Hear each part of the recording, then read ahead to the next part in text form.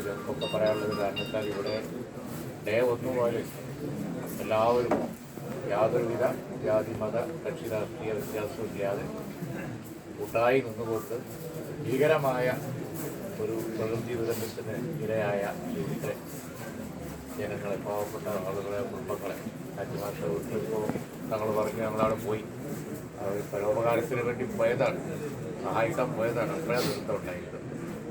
അപ്പോൾ ഇങ്ങനെയുള്ള ഒരവസ്ഥയിൽ നമുക്കെന്ത് ചെയ്യാൻ പറ്റും എന്നുള്ളത് നോക്കാൻ തന്നെയാണ് ഞങ്ങളെല്ലാവരും വന്നത്.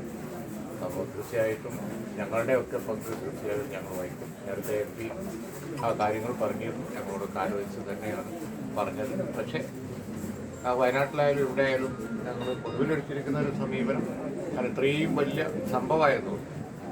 ഇവിടെ ആയാലും അവിടെ ആയാലും ഒക്കെ വന്നിരിക്കുന്ന വിഷയങ്ങൾക്ക് ഗവൺമെൻറ്റൊക്കെ ആയിട്ട് ആലോചിച്ച് ചെയ്യേണ്ട പല വിഷയങ്ങളുണ്ട്. അപ്പോൾ ഗവൺമെൻറ് എന്തൊക്കെ ചെയ്യുന്നു എന്നുള്ളത് നോക്കിയതിന് ശേഷം അപ്പോൾ പിന്നെയാണ് സന്നദ്ധ പ്രവർത്തകരുടെ ഒരു പങ്ക്. അപ്പോൾ എല്ലാം ഒരു കോർഡിനേഷൻ വളരെ ആവശ്യമാണ്. ഒരു കോർഡിനേഷനും ഇല്ലാതെ ചെയ്താൽ അത് ഇവിടുത്തെ ആളുകൾക്ക് പ്രയോജനപ്പെടുക.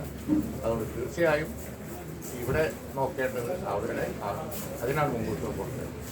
അപ്പോൾ അതുകൊണ്ട് തന്നെ സർക്കാരൊക്കെ എന്ത് ചെയ്യുന്നു എന്നുള്ള അവരൊക്കെ ആയിട്ട് കൂടി ആലോചിച്ച് ഒരു കക്ഷി വ്യത്യാസം ഇല്ലാതെ ജനപ്രതിനിധികളും മറ്റുള്ളവരൊക്കെ ആലോചിച്ച് ഇവിടെ നടക്കുന്ന പുനരധിവാസ പ്രവർത്തനങ്ങൾക്ക് ഞങ്ങളുടേതായ പങ്ക് അത് നേരത്തെ MP പറഞ്ഞിട്ടുണ്ട്. ഇപ്പോൾ തങ്ങൾ പറഞ്ഞു ഞങ്ങളുടേതായ പങ്ക് നമ്മൾ വഹിക്കും.